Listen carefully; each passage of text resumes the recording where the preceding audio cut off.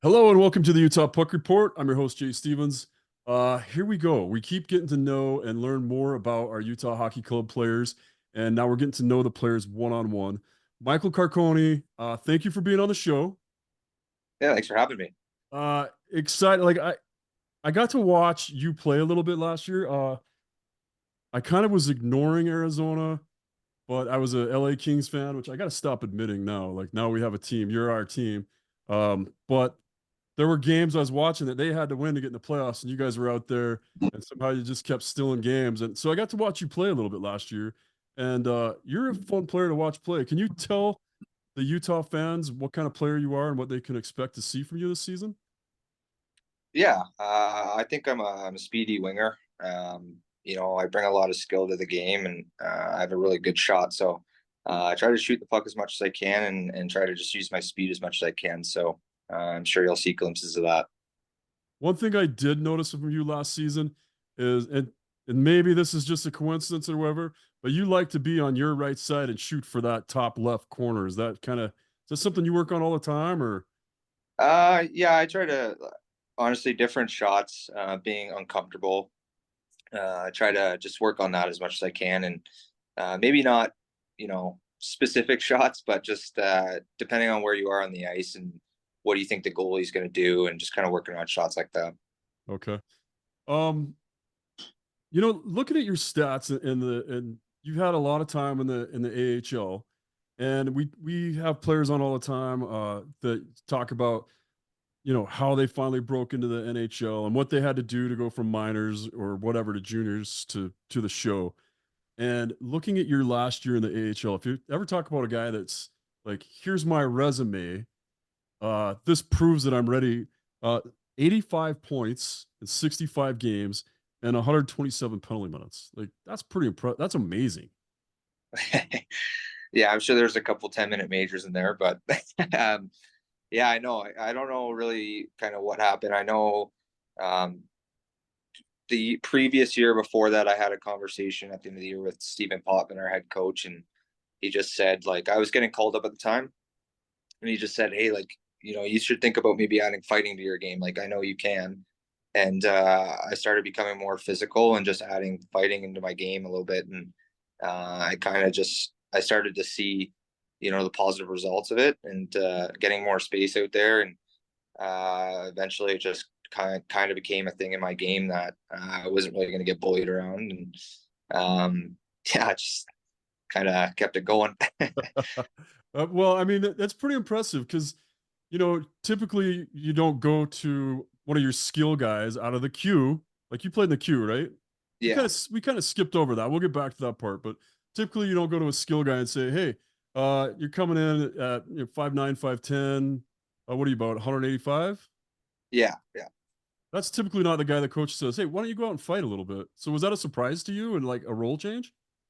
Yeah. And you know what? The older you get, like you see like the first, second round guys come in, and those are usually going to be your first, second line guys when you play in the NHL. Um, if they're not already in the NHL. So you kind of have to find a role, and your third, fourth line guys got to play a little bit heavier. You're going to get matched against heavier guys, the guys that are willing to do that. So you kind of just have to start to understand that, and be able to protect yourself. And I think I've finally, figured that out. So hopefully I can keep it going. Did you start taking like boxing lessons or MMA stuff? No, no, I did for a year, but I stopped. I don't really know why I stopped, but when I was younger, my brothers, they used to just put, like, they played and they would put helmets on me, and then they would practice just ripping them off, like punching them off and stuff. Because they played like junior C, like just like tier two hockey and stuff. So, and they were pretty tough. So they just taught me that way. So that's kind of how I learned. that's that's the best part about having siblings, right? Yeah. Tell us a little bit about where you grew up and talk about your brothers a little bit more. We want to get to know you as a person. So where are you from? And Yeah, so I'm from Whitby. I say Whitby. It could be the surrounding areas, Oshawa or Ajax. Um, I was born in Ajax Hospital, so if you hear Ajax when they announce me, it's not true. But yeah, I just grew up with a family of five of us: my mom, dad, My two older brothers, Tony and Tyler. My oldest brother, Tony, is a teacher. My middle brother, Tyler, is an iron worker. Um, we all three of us played hockey. Tony played junior C. Tyler played, I believe, junior C as well for a bit, and then he stopped as well. Tony became a teacher, so he went off to school, and I just kind of had the crazy road of playing Tier 2 Junior A in Ontario, and uh, I played a year there, and then at 18, I got offered to go to Quebec. I wasn't really talented enough to play in the OHL, I guess, and so yeah, I just went there for 2 years, and my second year, I had a really, really good year at 19. Went to development camp for Vancouver, and they signed me right out of development camp. And then from there, I didn't even play my overage year in Quebec. I ended up going pro, and yeah, the rest is really history. It's just 7 years in the minors, um, and then yeah, last year I really got my first full season in the NHL, and kind of ran with it. When you went to that development camp, did you really believe that you'd get signed at the end of it, or did you think, all right, I'm going to go here and show myself, so maybe they invite me back next year? Yeah, it was a really unique situation because I had never gone to an NHL camp or combine or anything before. And I was actually having conversations with Vancouver through the year, and they told me they were going to draft me at 19 years old, right? So they didn't end up drafting me. So I said, okay, I'm going to go to Toronto and Florida camp for development camp, which is kind of rare to do too. Yeah. Um, and then Vancouver's like, hey, like the general manager who was, I don't even know who it was at the time, but the general manager wouldn't sign a player without seeing him play. So they're like, hey, if you come and he sees you play and he likes you, he said he'll sign you. So I was like, okay, see you, Florida, see you, Toronto. Went to Vancouver, and I guess I impressed him. And then, yeah, just ended up signing. That's so tough. Like, it's hard to give advice to kids too, because they're like, all right, I've got this opportunity and this opportunity. In Vancouver, if they said they were going to draft you and you didn't, there's got to be like this, well, then I'll go somewhere else and show you where you had your chance. And then to have them say, no, look, come back. That's a big gamble. Yeah, there's obviously a lot of pride in it too, right?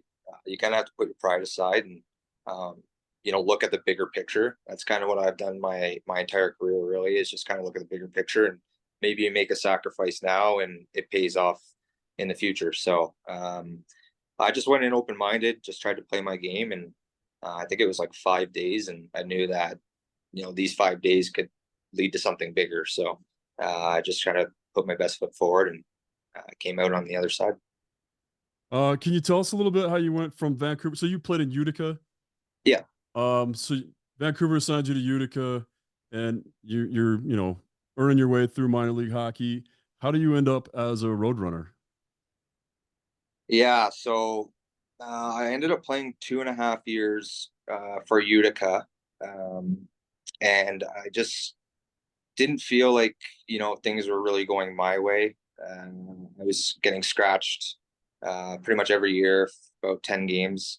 So I just thought, hey, like maybe it's time for a change of scenery. Um, and I was actually thinking about not playing hockey anymore. Wow. uh, yeah, and then I ended up getting dealt to Toronto. So for Josh Levo at Christmas, I when I got back in the lineup, I was doing really well, and I actually got a call from British Columbia, and I was like, oh, like I'm going up to the NHL, and I ended up getting traded. And then yeah, I went to Toronto, ended up scoring 20 goals, had a really good back half of the season. We went to the conference finals. I played for Sheldon Keefe at the time, and then so I learned a lot there. And then out of nowhere, I woke up in the morning. My dad knocked on my door in the basement. He's like, "Hey, like middle of summer, just like, hey, you got traded to Ottawa." I'm like, "Okay." So I had a couple of missed calls from Kyle Dubas. Dubas, it's like, "Hey, like I tried to get them to wait, but they wanted to put it out there." So as part of that really big, like I think it was CC Zaitsev Brown trade. Like there was a big trade. So I went to Belleville, had a really bad year in Belleville. Um, and then yeah, like the whole COVID thing happened. Uh, and I was in Ottawa training in like December the following year, trying to get ready. And basically, like, we don't know if we're going to bring you. We can only have 32 guys here. And I was like, oh, okay. And next thing you know, I have to leave Ottawa. I got traded to Nashville. So I'm like, okay, Nashville, like, when do you guys want me out there? They're like, we're not bringing you to NHL camp. I said, okay, well, when's the AHL camp start? Well, we'll let you know. Like, a week goes by. I um, I get a call back from them, and they're like, yeah, like, you're not going to AHL camp. We have to split with Carolina, so we're putting all our young guys there. So now I'm like, am I playing in the East Coast League? What's going on here? Like, I don't know. I've never played in the East Coast. I'm like, oh my gosh, like, so I guess they would have had to pay me my full salary if I went and played in the East Coast. So they're like, no, we're gonna loan you to Tucson. And then it was like a 2-for-1 deal. It was me and Josh Wilkins. I don't know where he is now, but I think he's in the East Coast. And so we went into Tucson. I ended up having a really good year in Tucson. And then the following year, Arizona wanted to sign me. So that's how I ended up becoming a Coyote, and then now player for Utah. So That is crazy. What a it, story. Like I've talked to a lot of guys, and I've talked to most of the guys on this team already. And we've talked a lot of trades and we've talked a lot of different paths, but that is a crazy path. And COVID, I mean, because I saw in your stats, I looked up your stats, and I saw a loan in the AHL, and I'm like, man, that doesn't happen very often. Like, not many times do you see a guy get loaned from one club to another club in the A. Like, you see it in European soccer, you don't see it a lot in the A. And then I was like, there's got to be a COVID story or something behind that. So that's an incredible ride. And then to be like, okay, I thought I was going to the East Coast League maybe, and now I'm in the NHL. That's got to be amazing feeling. yeah. I honestly, it happened. It happens pretty quick. Um, I still remember my first game in the NHL a couple years ago when I was called up, and like, from there to becoming a full-time NHLer, like, I played 21 games and I played 9 the next season. Now I'm a full-time NHLer. I was like, it honestly happens pretty quick. And honestly, I just try to enjoy it. Like, there's a lot of bouncing back and forth, but at the end of the day, it's pretty cool. So yeah, it's been a bit of a ride, but I'm happy I'm here. Yeah, that's crazy. We're happy you're here too. And just so people know, I want to read some of your stats real fast here, because your first year, like, okay, with Belleville, you played 59 games, had 27 points and 64 penalty minutes. And then you get loaned to Tucson, 35 games, you had 25 points and 18 penalty minutes. And then, then you had 62 penalty minutes and 41 points the next year. And then that last year, you're an alternate captain with Tucson. Like I said, 85 points, 31 goals, 54 assists, and 127 penalty minutes. The most you'd had before that was 64. No, you had 80 in juniors. But Yeah, that's incredible. Like, that's a guy that's willing to do whatever it takes to play in the show. right. Like, like, you're that guy. You understand that the roles change, and I got to do it. That's freaking awesome, man. That's a cool story.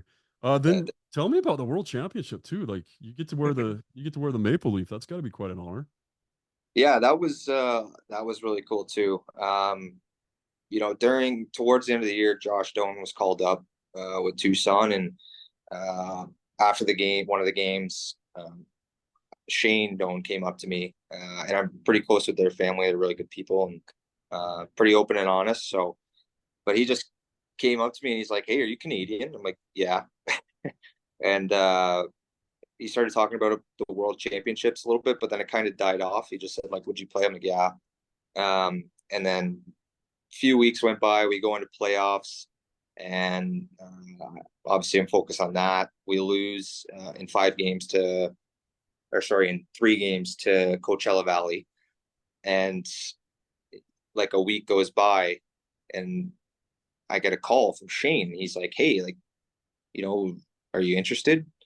And he's like, "All right, I'm going to talk to them." I said, "Okay, that's good." So he starts talking to everyone with Hockey Canada, and then I got my agent to call and just kind of check in because I was driving home from Arizona at the time, so it was a 36-hour drive. So I'm like, "Hey, like, should I be prepared to go here?"